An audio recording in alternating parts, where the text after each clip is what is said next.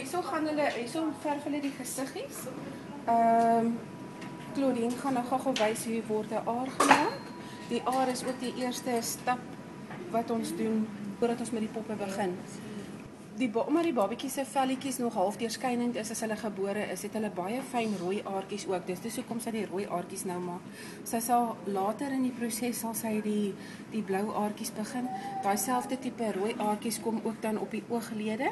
Dit word verdun dan nou mos nou met 'n genuine turpentine wat ons 'n Artis turpentine noem.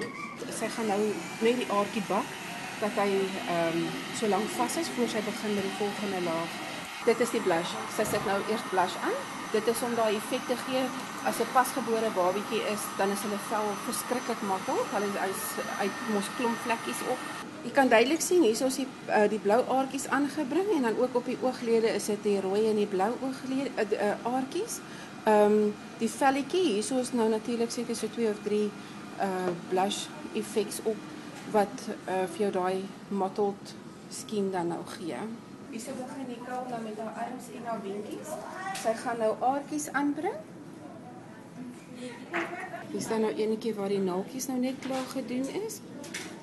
Daar word nou 'n glansmiddel oor dit aangesit om daai glans wat jy op jou naels het dan nou te kan wys. Hierso is sy besig om routing te roet. Soos jy kan sien, sy werk hom in sodat sy op die einde 'n ronde kring oor het om die kroontjie te kan maak. Sy klaar geroet is, dit is hoe hy lyk. Daarso is die kroontjie klaar gemaak. Sy is gou besig hierso om die hare reguit te maak. Dit is die middel wat sy besig is om oor te smeer. Dit is hoe die proses verloop om jy 'n Baldrina babatjie kry.